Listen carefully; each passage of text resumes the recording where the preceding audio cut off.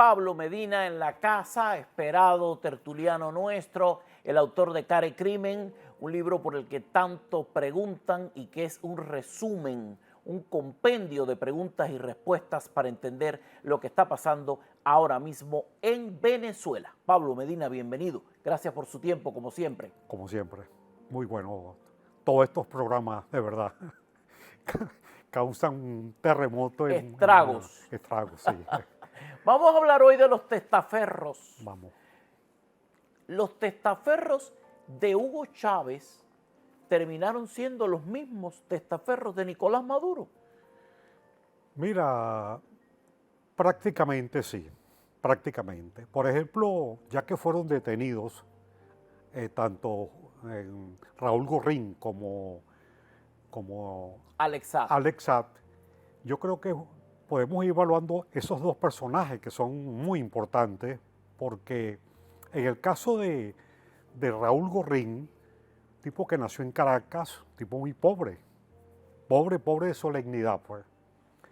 Él conoció a Cilia Flores en la Universidad Santa María, una universidad muy comentada en Venezuela, ¿Por qué comentaba? porque ahí llegaban gente como Cilia Flores, como Gorrín y algunos otros que inmediatamente, sin mayores estudios y condiciones, le daban el título de abogado, título de doctor. Sin cursar apenas las clases. Sí, ¿Esta es una universidad privada? privada, sí. Ahí conoce Cilia Flores y a Raúl Gorrín, ¿no? Y Cilia Flores, que también venía de un estado llamado Coge de Tinaquillo, un pueblo muy humilde, familia humilde, ahí se conocen, y luego se produce tanto el encuentro entre Cilia Flores y Nicolás Maduro, a raíz de que ella es una de las abogadas de Hugo Chávez, ahí se conocen, y luego ambas, tanto Cilia Flores es presidente de la Asamblea Nacional sin experiencia política, y después de ella le tocó el turno a Nicolás Maduro. O ¿Okay? sea, era como un guión. Era un guión Escrito en La Habana. escrito en La Habana. Entonces, Hugo Chávez crea un organismo llamado CADIVI para manejo de las finanzas, ¿no? De préstamo de dinero, ¿no? Bueno, ese CADIVI lo crea en el 2004, el primero es Hernández Vélez, y luego en el 2007 era el coronel Barroso, el jefe de CADIVI. En este momento todavía Gorrín era pobre de solemnidad. Bueno, ya se acercaba. Ya tenía trajes caros. Claro, ya con Cilia Flores, ya en el 2004, Cilia Flores de presidente de la Asamblea Nacional, que incorpora a su familia a toda la Asamblea y comienza sus negocios. En el 2007 recibe Gorrín, por supuesto con el apoyo de Cilia Flores y de Nicolás Maduro, un préstamo de... el CADIVI manejó ese año 639 millones de dólares, ¿no? En general, pero a estas dos personas, tanto a Gorrín con un socio llamado Gustavo Perdomo, le otorgaron 600 millones de dólares. E inmediatamente, con esos 600 millones de dólares, Gorrín se compra un centro comercial de San Ignacio y lo coloca a su nombre. Compra Globovisión, compra club deportivo, de fútbol. ¿Pero cuánto dinero le dieron a este señor? 600 millones. Pero le dieron el total de lo que tenía. No, eran 639 millones, de los 39 millones fue dedicado, tú sabes, para diversas personas que lo solicitaban. Para entretener y que no se dieran pero cuenta de a quién él le dieron. 600 millones, de los 639 millones. O sea, este hombre lo que hacía era lavar dinero. Bueno, ahí comienza su historia, por supuesto, con ese dinero Nicolás Maduro y Cilia. Claro. Él es el representante, el testaferro, digamos, el testaferro mayor. Bueno, y no, llegaban, hacían, qué sé yo, importaciones que nunca llegaban, importaciones falsas, muchas veces llegaban en los tanques, eran piedras, no era en serio, pues, y todo en las aduanas manipulaban los papeles para que realmente no hubiera ninguna investigación. 600 millones, y lo dedicó, bueno, aquí en los bancos suizos, en uno de esos bancos, le descubrieron 5.400 millones a este señor, a Raúl Gorrín. Entonces, bueno, también estuvieron incluidos, tú me preguntaste la otra vez, y los hijos de Cilia. De Cilia Flores. Bueno, ahí estaban los hijos, 3 hijos, en estos negocios, conjuntamente con Raúl Gorrín. A Gorrín le llegó la suerte, estuvo todo en temporada hasta esta semana, sin tener ningún escollo, transitó así a lo fácil durante los años. Sí, bueno, hubo denuncias. No, porque si fue así, tendrá tiempo en la cárcel de escribir el manual de cómo ser un testaferro perfecto, porque durante tanto tiempo, sin grandes cuestionamientos, la gente pudo cuestionarlo, pero nunca le pasó nada. Nunca le pasó nada, pero estuvo escondiéndose en un momento determinado, porque aquí en Estados Unidos le descubrieron que él era el dueño del canal de televisión TV venezolano. Ya, y por eso estuvo investigado. Fue investigado y estuvo relacionado con el Tuerto Andrade también acá, que le descubrieron $1.000 millones. O sea, hubo investigación, pero ahora es que se consigue este resultado. Sí. Hábleme de Alex Saab. ¿Cómo se explica que este hombre de origen colombiano se convierte en una persona tan cercana y tan importante para el chavismo? Este hombre viene a parar al sistema judicial estadounidense. Este hombre recibe el perdón del presidente Biden en el 2023. Este hombre regresa, lo reciben como un héroe, lo convierten en ministro. Todo esto se mantiene de un modo inalterable. De momento lo quitan del puesto de ministro y ahora se dice que lo más probable es que lo devuelvan con esos dientes de silicona nuevamente para los Estados Unidos. Sí. Este también, al igual que Cilia Flores, Maduro, Raúl Gorrín, Perdomo, es también en Colombia, era en Colombia, él es de Barranquilla, un pate en el suelo. ¿Cómo conoció a Hugo Chávez en Santa Marta en el año 2011? Se lo presenta Piedad Córdoba, la senadora Piedad Córdoba. Nada más y nada menos. Que no está muerta.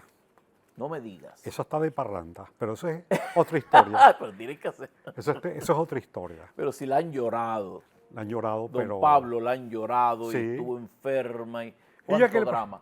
Pero ella es quien le presenta a Hugo Chávez a Alex Saab. Pero ¿cómo se produce eso en Santa Marta? Delante de la tumba donde estaba no la tumba, pues donde murió el libertador Simón Bolívar. Ok. Que el féretro ya es otra historia, ¿no? Pero donde murió él, el lugar. Yo estuve ahí también conociendo ese lugar, ¿no? Por curiosidad, pues, de Bolívar y por este hecho. ¿Qué ocurre? ¿Por qué se da esa coincidencia entre el presidente Juan Manuel Santos, Hugo Chávez, Piedad Córdoba y ¿cómo se llama? Alex Saab? Previamente, en el año 2009, 2010, detienen en Colombia al principal el capo de Venezuela, en la época de Chávez, que era Wally Maclet. Wally Maclet, que salía por la rampa presidencial de Chávez, de presidente de la República, ¿no? Salía y hacía lo que le daba la gana, le otorgaron un puerto, aviones, aeropostal, naves y todo eso. Hugo Chávez con Wally Maclet lo detienen en Colombia. Y una vez que lo detienen, envían un fiscal del tribunal de Nueva York a hablar con Santos para que le entregue a Wally Maclet. Bueno, Santos se negó, no aceptó. Negocia con Chávez una serie de acuerdos que tenía con pagos que tenía que hacer Chávez a Colombia y otras cosas, pues, varios problemas. Santos quería, con sus empresas, explotar en el lago de Maracaibo petróleo y otros convenios más. Entre ellos, no entregar a Wally Maclet, efectivamente no lo entregó, para Venezuela no va.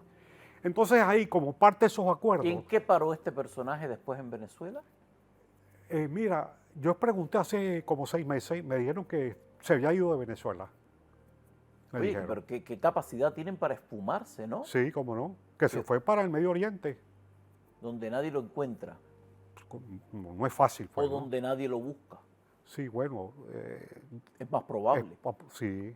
Bueno, entonces ahí se encuentran en Santa Marta y ahí Hugo Chávez le otorga a Wally Maclet, a Alex Satt, le otorga un contrato por 860 millones de dólares para construir viviendas, ¿no?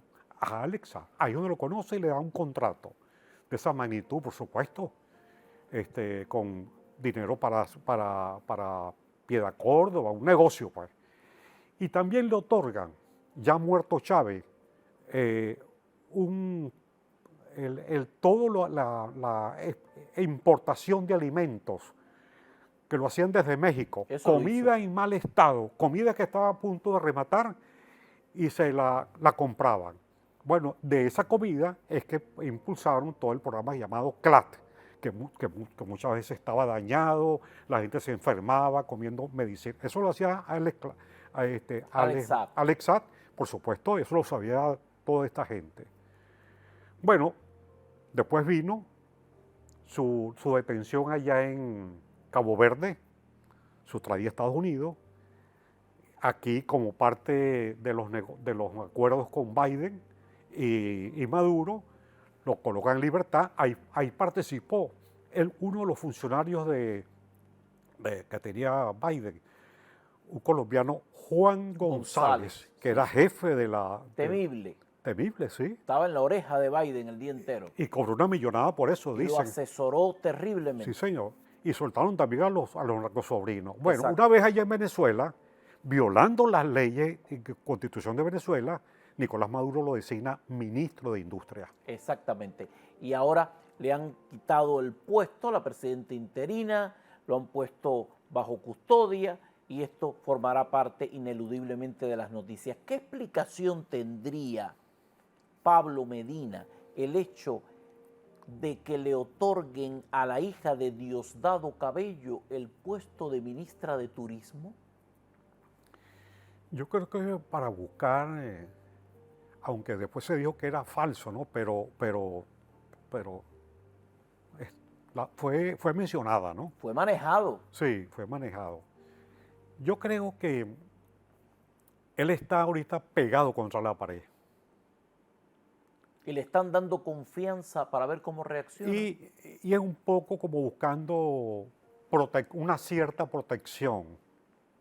Una protección que no creo que vaya a tenerla. Que no va a tenerla, ¿no? Y el caso de él, su suerte es insegura. Completamente. Porque no sabe si lo detienen o si cualquier ultimado por su propia gestión. Claro. Tantos enemigos que tiene. Le hace el favor a la humanidad antes de que la justicia llegue. Entonces es una forma, lo que yo veo, es como ubicando una protección para ella. Por lo menos protección en el sentido de que no le vaya a pasar la suerte que él va a correr. Puede ser. Esa es mi interpretación. Puede ser esa interpretación. Pablo Medina es el autor de Care Crimen. Tienen que leerlo para entender la situación actual de Venezuela. De la A a la Z, todo descrito en Care Crimen. Para ver si la próxima oportunidad vamos a hablar de una persona que ha pasado por debajo de la mesa, que es el general Carlos Osorio. Perfecto, pues lo sacamos de abajo de la mesa. Sí. Aquí no se queda nadie abajo de la mesa como parte de nuestras conversaciones. Hacemos otra breve pausa.